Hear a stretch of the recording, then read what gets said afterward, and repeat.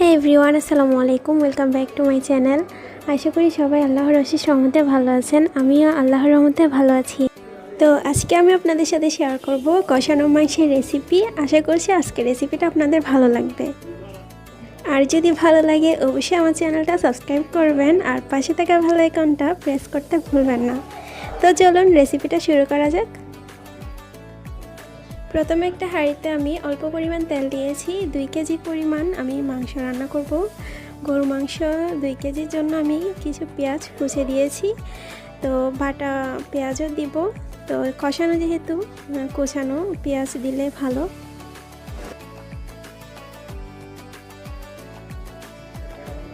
এখন দেব 1/4 কাপের মতো পেঁয়াজ বাটা।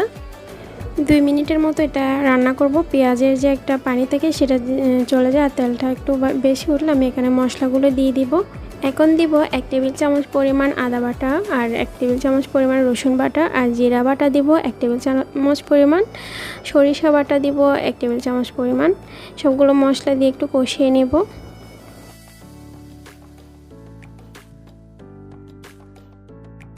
মাংসে হলুদ আর মরিচের গুঁড়াটা একটু কম দিলে কালারটা খুব সুন্দর লাগে। তো আমি এখানে দিব 1 টেবিল চামচ পরিমাণ লাল মরিচের গুঁড়া আর 1 টেবিল চামচ পরিমাণ হলুদের গুঁড়া। যে মিক্স মশলা দিব আমি 2 টেবিল চামচ পরিমাণ। মিক্স মশলা বলতে এখানে সব ধরনের মশলা থাকে। টালা জিরা গুঁড়া দিব 2 চা চামচ।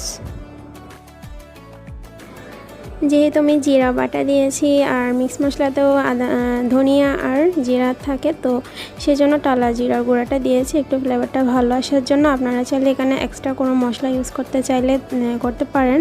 তো আমি এইটুকুই মশলা ইউজ করেছি আর ভালোভাবে কষিয়ে নিব। মাংসগুলো আমি আগেই কেটে ধুয়ে পানি ঝরিয়ে রেখেছিলাম।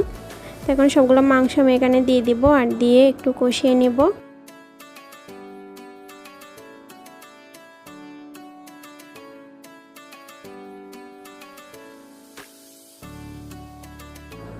মাংসগুলো মশলার সাথে ভালোভাবে মিক্স করে নিব। চুলার আঁচটা কমিয়ে রাখবো। এখানে কোনো পানি দিব না। এখন মাংস থেকে পানি একটু বের হবে, সেইগুলো দিয়ে ভালোভাবে কষিয়ে নিব। প্রথমে ঢাকনা দিয়ে আমি 10 মিনিটের মতো এটা রান্না করেছি। তো এখান থেকে দেখুন আমি কিন্তু এখানে পানি দিই নাই, মাংস থেকে পানিটা বের হয়েছে। তো এইটা দিয়ে আমি প্রথমে মাংসটা কষিয়ে নিয়েছি কিছুক্ষণ।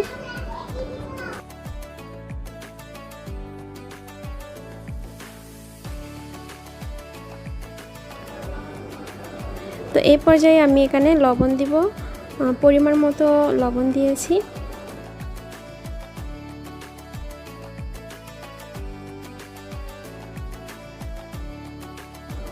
ঝালের পরিমাণটা আপনাদের পছন্দ মতো দিতে পারেন। আমি এখানে কয়েকটা কাঁচামরিচ দিব।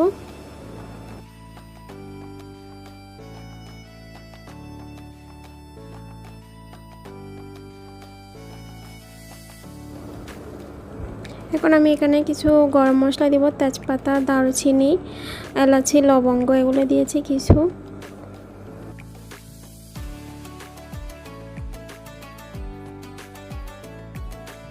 মাংসের পানিটা যখন একদম শুকিয়ে আসবে তখন আমি এখানে গরম পানি দিব মাংসটা সিদ্ধ হওয়ার জন্য। তো অল্প পরিমাণ আমি গরম পানি দিয়েছি। আপনারা যদি একটু ঝোল রাখতে চান তো একটু বেশি দিতে পারেন। তো আমি সিদ্ধ হয়ে যতটুকু থাকবে ওইভাবে আন্দাজ করে দিয়েছি।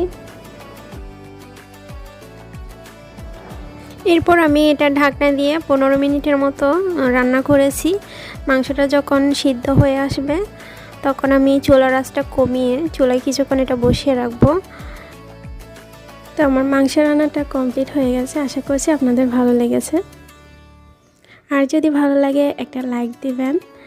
আর এখনও যদি আপনি আমার চ্যানেলটা সাবস্ক্রাইব করে না থাকেন প্লিজ সাবস্ক্রাইব করে আমাকে সাপোর্ট করবেন। নতুন কোনো রেসিপি নিয়ে আবারও আপনাদের সাথে চলে আসব। সে পর্যন্ত সবাই ভালো থাকবেন, সুস্থ থাকবেন, আমার জন্য দোয়া করবেন। আমিও আপনাদের জন্য দোয়া করি। আজকের মতো এখানে বিদায় নিলাম। আল্লাহ হাফেজ।